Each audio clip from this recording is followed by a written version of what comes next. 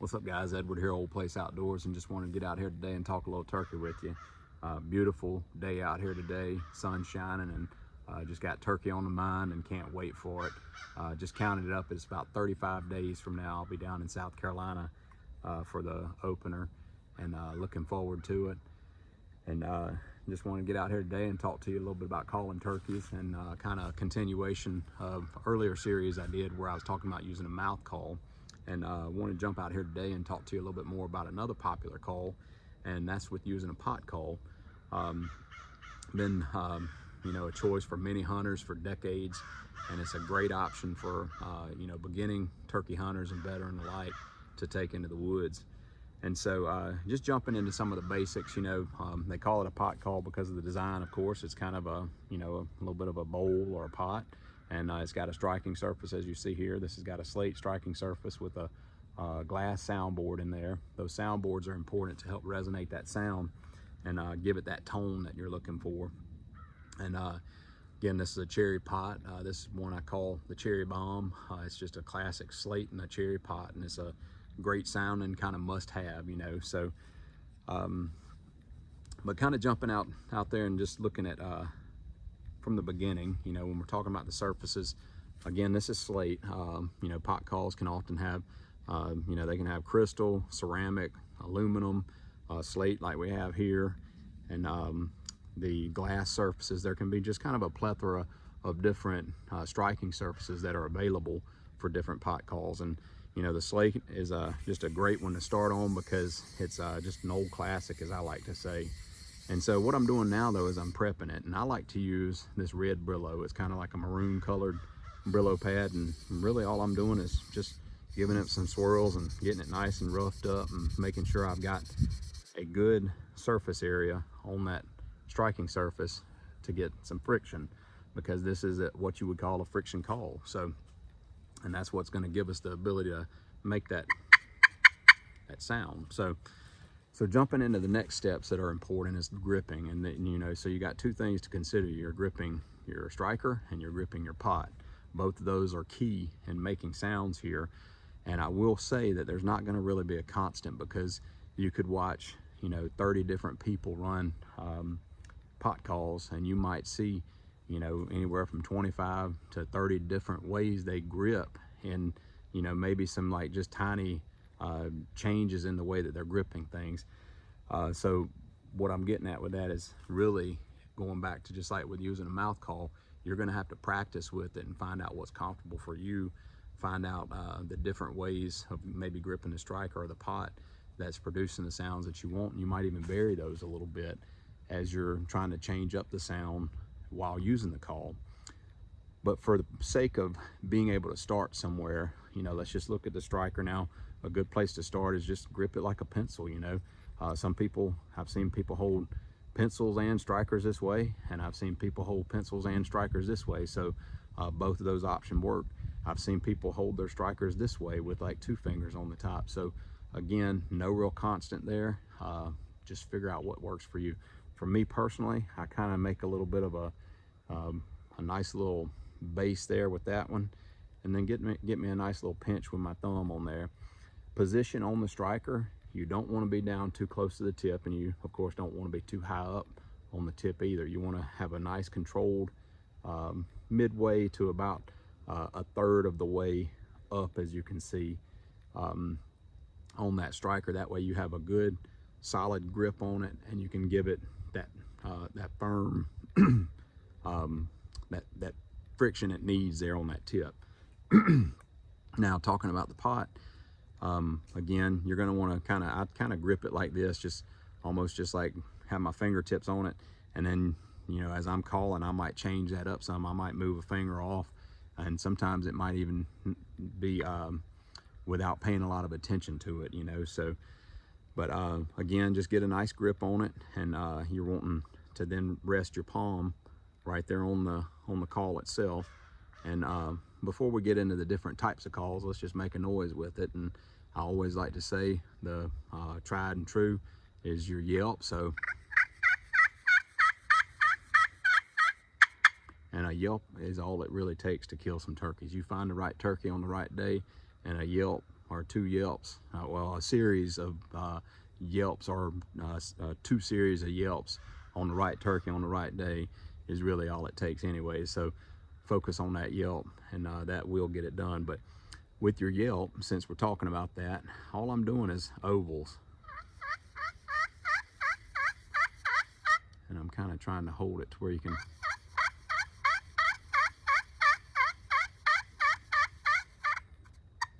So you're basically just wanting to take and keeping your palm kind of rested there. Then I'm going to make these ovals.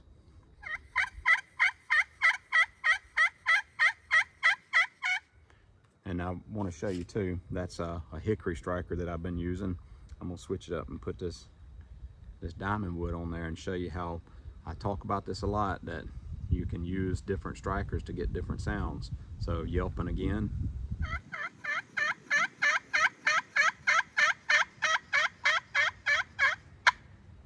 You can hear how that changed it up quite a bit there. And so one more time, I'll just use another variation of a striker to show you.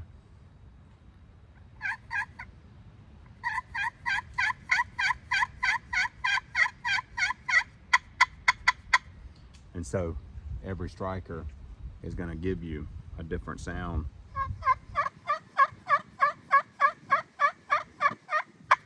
When you get into these, are using these pot calls. So all that said though, let's talk about, we went over to Yelp, and you know,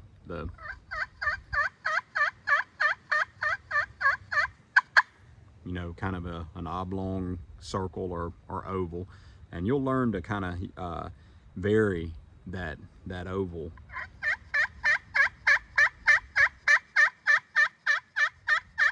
If you want it to break over more or less or whatnot. But as you can see, there's a spot that I've been kind of like focusing on right there. And notice it's not too close to the edge, and it's not too close to the center. There's a little bit of a reason for that, because if you get too close to the edge,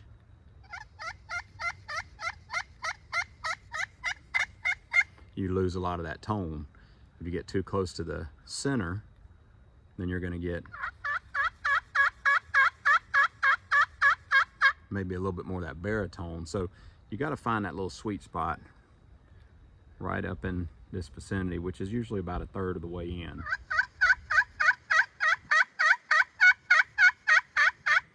And now you can work it out towards the edge if you want to soften things up. I do that a lot. I'll get not right at the edge, but maybe come down about, maybe about 3/8 of an inch. And notice how it changed that tone up on that yelp without taking away from the realism too much. So there's your yelp. Just again, circles.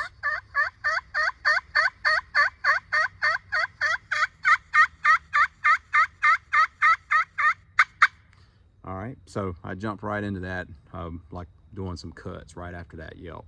And I really like to cut. I don't care what kind of call I'm using. I just like cutting, because if a gobbler is hot, usually if you cut at him, he's gonna let you know. And so a cut, pretty simple on a pot call. All you're wanting to do is kind of create that kind of a striking.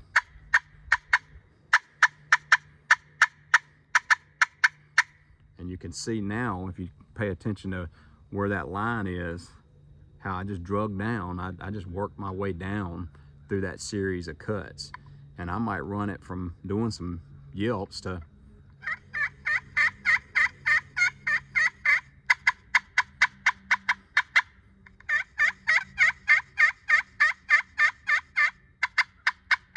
and hitting those cuts, as you see there. And you can see I'm basically just taking that striker and pop, pop, pop, pop, pop, pop, pop. No different from that mouth call, making that popcorn, that pop, pop, pop, pop, pop, pop, pop, pop, pop. So that's your yelp, and that's your cutting, 2 important ones. And so jumping in real quick now, let's talk about another popular one for a pot call, and that's going to be your purr. You can take, and it's pretty much, you're going to want to apply a constant pressure on there, and then kind of give it like kind of a pushing.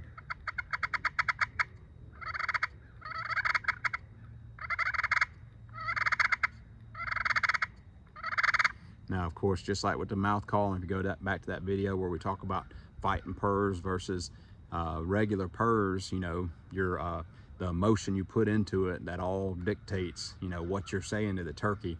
But you can do both of those on here just by applying that constant pressure on that tip.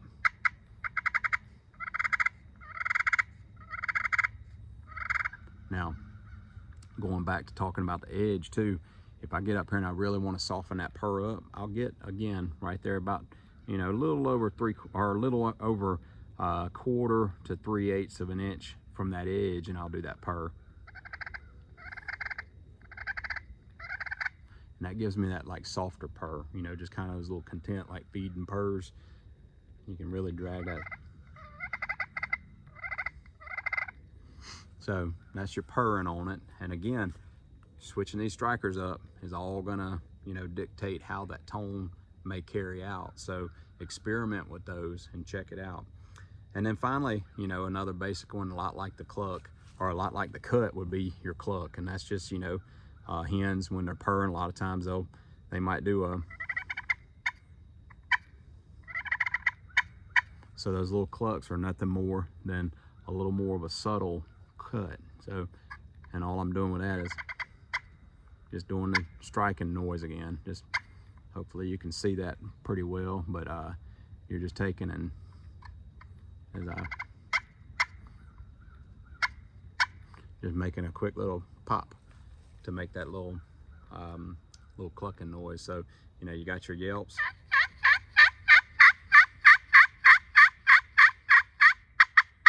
cuts, purrs,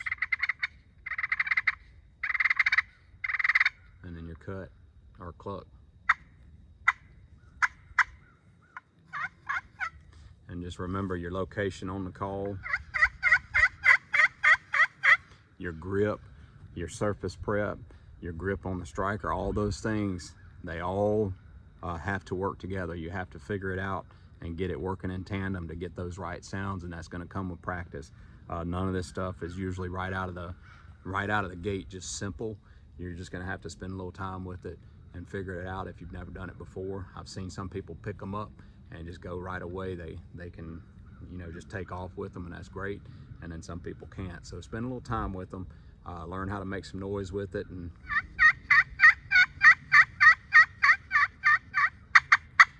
experiment with those strikers, and leave me some feedback. Let me know what you think about them.